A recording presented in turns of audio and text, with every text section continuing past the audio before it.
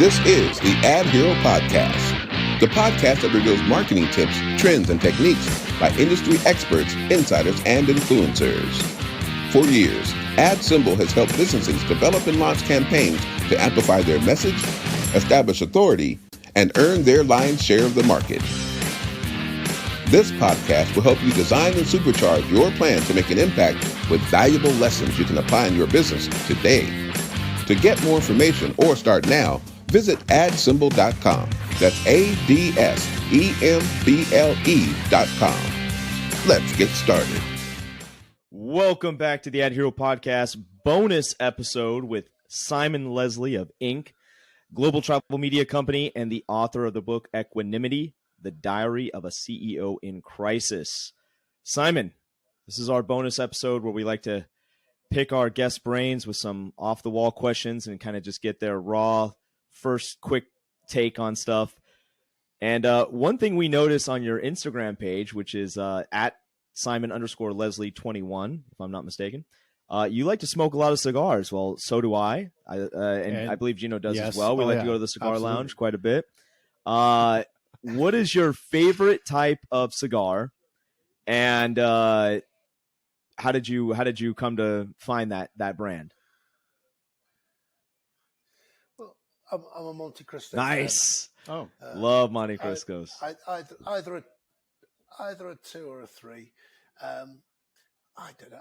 Bradley was one of the first people that really got me into cigars. And when I come over and I bring in the Cubans, and he can verify they're real Cubans, he's very pleased to see me. I think it's a sign that you're breathing, you're taking nice deep breaths, right, and you're enjoying yourself and you're relaxing. You normally got a nice drink with it, and for me it's a real great wind down. Do you like to pair it with whiskey or brandy, or what do you like? Bourbon. There you go. Oh, that's interesting. Nice. Oh, that's good. Actually, that's a lie. It depends where I am. From the States, it's bourbon. When I'm here, I have a Zapaka with it in a warm glass. Nice. Nice. Are you? Just real quick side question, follow up question on this. Are you a fan of? Lately, I've been getting into Japanese whiskeys. Are you a fan of those? Have you had that before? I did. Yeah, I went to the World Cup 2018 or 19, and I brought back so many different Japanese whiskeys, and they're great. They really are, actually. I was shocked. I was like, wow, this is really good stuff. But oh man, World Cup's coming here to the States. I think the next cycle round, and try to get some tickets for that, man. World Cup's amazing. Yeah, we're football fans over here, especially Matthew. Different World Cup. That was a rugby World Cup. Gotcha.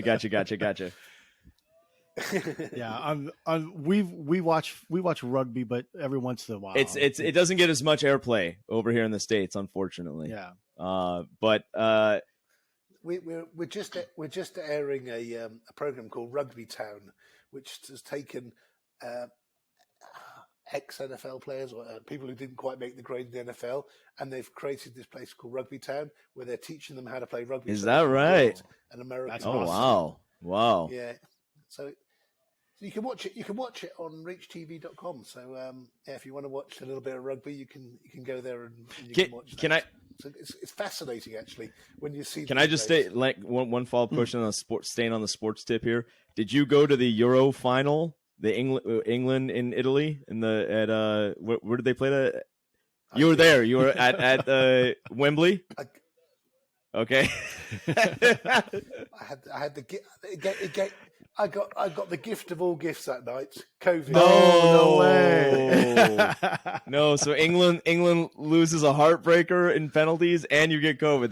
That's like a double whammy, man. But at least you got to experience that. It must have been an insane atmosphere, I would imagine. Nevertheless. It was incredible.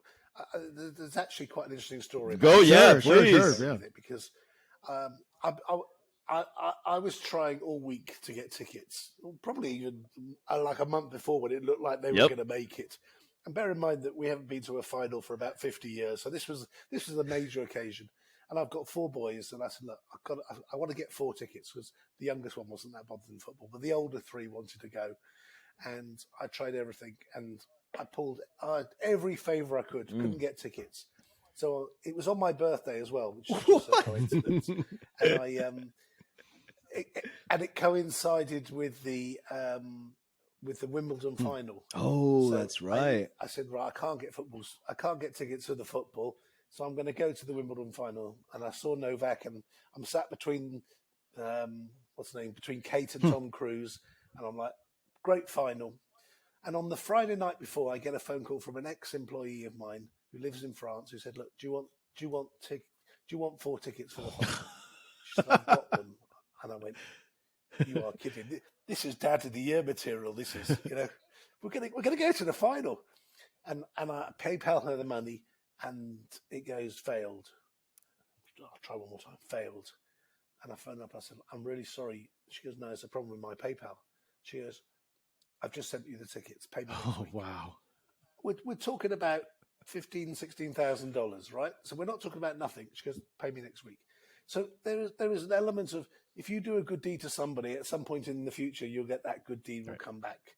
And that night mine came back, and we went to the final. We had the most amazing picture together of the 4 of us. And then 2 of us got COVID. And oh my gosh. That is, and it was on your birthday. And we lost on penalties. Oh, okay. Let's get off that tip. Let's get off that. What's the next question? Actually, this is not on the list of questions, but I was kind of interested in it anyway. Going with the Reach TV. So if I'm a traveler and I'm in the airport and I see your television network, what can I expect? Well, it depends what time of day you're there. If you're in the morning, you might get CNBC. We'll play CNBC Live or the Today Show. Then we have travel, shopping, eating, all the things that you might do on vacation. So it plays content from various networks, our own original programming. If you're there at the weekend, you'll get one of the football games. We play live NFL football at the airports as well. So we're the only network that has all 5 games at the weekend. Thursday night, Sunday 3 games, and Monday. See, I'm an expert now. And Monday evening as well. So we get all 5 games every weekend. And when they play in London, we even get that game. Oh, that's right. Yeah. So you'll get live sport. Yeah, they do it in London game. So you get live sport in travel, and great entertainment, lots of celebrities. It's a way to kill the hour or so that you're. And this is broadcasting on all the screens that are in the waiting areas before you board. Is that correct, or at the baggage claim and stuff like that? There's some at the baggage claim. They're in the gates, and also they're in the bars and the restaurants. Oh wow! Screens in. Okay. Hundreds of venues. I mean, was there a particular reason why? I mean, that sounds like an incredible opportunity. Was there a particular reason why CNN wanted to pull the plug on just not their business model, or they were just tired of maybe dealing with it or something? Or what's your personal opinion? I mean, obviously they were there 30 years, and I think there was always a little bit of rivalry between their content and some of the passengers, depending what market you were in, especially in Texas. Yes. They weren't that favourable. So I think COVID was the reason they came out, and I didn't want to ask too many questions. I was just delighted with. Yeah. So staying on that line, like you guys don't show CNN or Fox News. You'll just show like neutral news coverage. If there's a breaking news or something like that, it'll just be like kind of like a generic coverage of it or a local coverage of it, something like that. The network is based on truth and positivity, so we try and keep everything as positive as possible. You won't get the there were 3 stabbings in Houston this morning, or Mary got run over by a car. So even when we have local news, I like that. Positive local news. Thank you for doing that. That's awesome. Yeah, that's really good. Yeah, well, to me personally, I don't think you're missing much without CNN, but that's just my personal thing. well, let's touch upon the daily routine. How about a daily routine? What does Simon like to do for his daily routine? I mean, it's really interesting. Before COVID, it was get in the office early, leave the office late. If I'm lucky, get some lunch at my desk. But these days, it's far more relaxed. I go to the gym most mornings. I then go and have a nice breakfast and eat well. And I'll cut. And depending what I'm doing, if I've got a business opportunity or I'm trying to, my role is to find opportunities or find great people to come and work here. So I do that every day. I'm going out there, meeting people, networking, seeing where I can go, come in the office, see if I can inspire some people here to do some more deals. So my routine is about enjoying myself every single day, having nice lunches, having nice breakfast, having nice meetings, getting out there, putting myself out. Whilst I come across as extrovert and confident, I'm actually not. I need to push myself to do that as well. I'm quite happy sitting on the sofa with my feet up watching some junk TV. But I really do push myself every day to make sure that every day I maximize every day. On the way to gym, I listen to a podcast or a book. While I'm on the bike, I'll listen to the podcast or the book. On the way to breakfast, I'll do the same. Even while I'm at breakfast, I'll sit with my headphones in and I'll keep listening. I'm constantly pumping myself with positivity. I'm always challenging myself. I'm 50 something on Friday, and I still don't know anything, and I'm still learning every day. And I've got this open growth mindset that I believe that I can learn something from anybody and everybody I meet. And I'm not closed off to anything, and I don't think I'm clever or smarter or know it all. I want to just keep learning. I have a question just popped in my head right now. Again, I'm kind of flying off the cuff a little bit on this, but I think a lot of small business owners would love to hear your personal take on this. When you hire salespeople, are you a believer that a salesperson could be like, you need to pay a salesperson like $150,000 a year? They come to you, I'm a really fantastic salesperson, pay me $150,000 a year, I'm going to crush it for you, blah, blah, blah. Or are you the belief of like, if you're a really good salesperson, let me give you commission only and prove it to me and to yourself how great you are? What's your thought process on hiring salespeople from that perspective? I mean, I like to grow my own. I like to take people in and train them, coach them, develop them, and bring them through the network. But I lost, really my whole middle management, whole senior management nearly as well during COVID. So I'm having to start again and find talent. I've hired a lot of $150,000 salespeople who are still taking a salary and not getting a return on investment. Got to be very honest with you. Same. And I've been there, good. and I bet you some of our listeners have as well. That's why I asked this question. Look, I'm yet to have a win. Yeah. If I'm very, very honest, I'm yet to see a win on any of those. I've had some great times with some of them who've taken me to another level, but the wins are really short. And I'll tell you what the problem is. Most people, when they get to a certain level, they don't want to do the things that got them there. And that's the problem, right? I suddenly got a big salary. Life's cushy.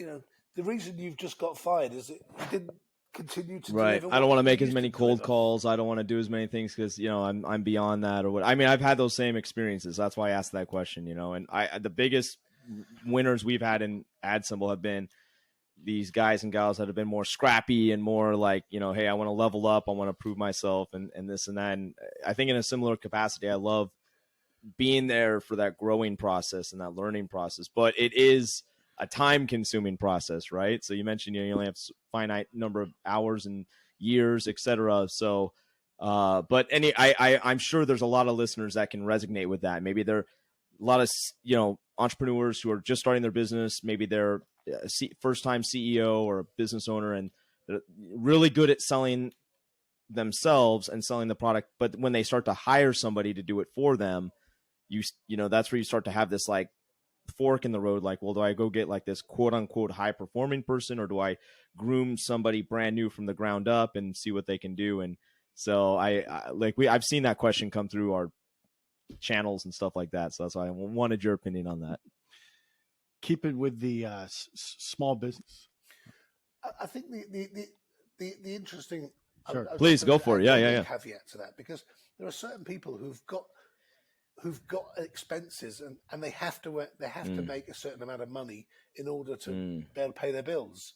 So you don't want them coming in and they can't afford to live. So it's about just finding the right balance for them to not to, it's Maslow's hierarchy, right? They need to be able to meet the bills, make the costs, but you're not paying them the commission before you have to pay them commission. They're going to deliver for you before you go too far. And I've got no problem paying people $250,000, $500,000, $1 million if they can earn it.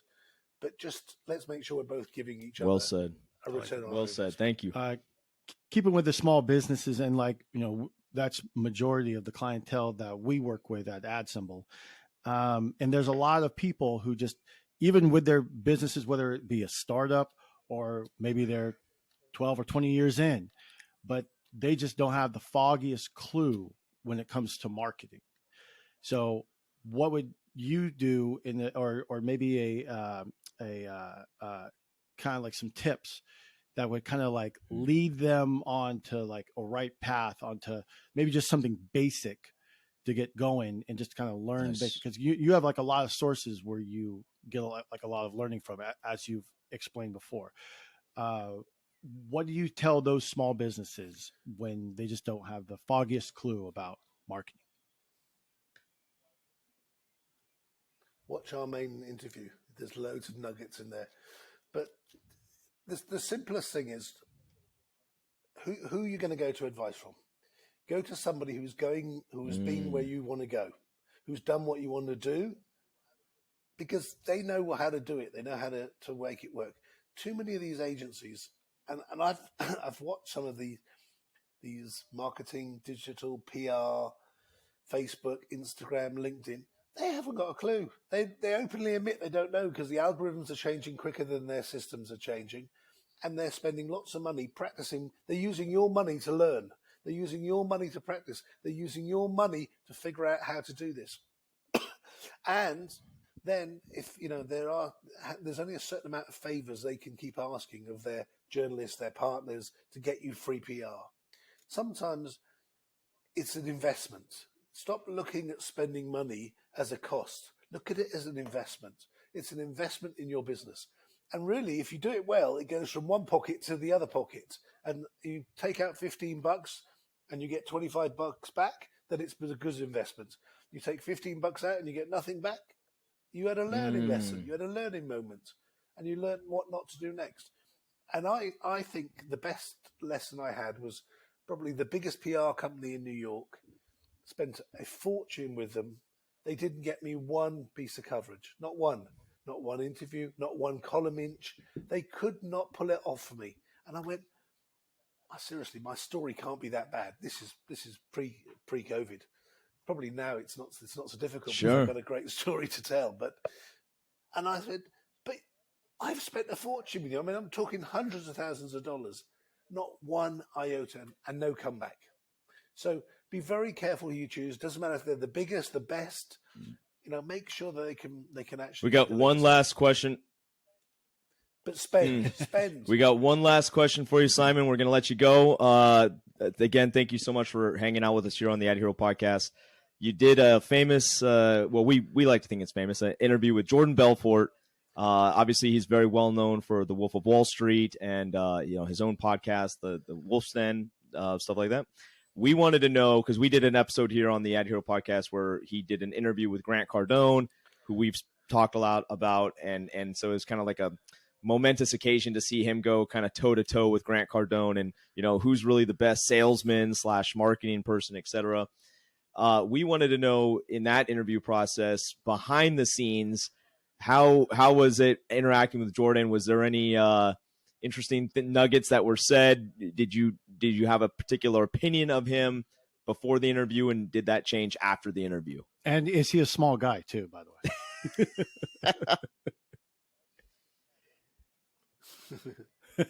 He's tiny.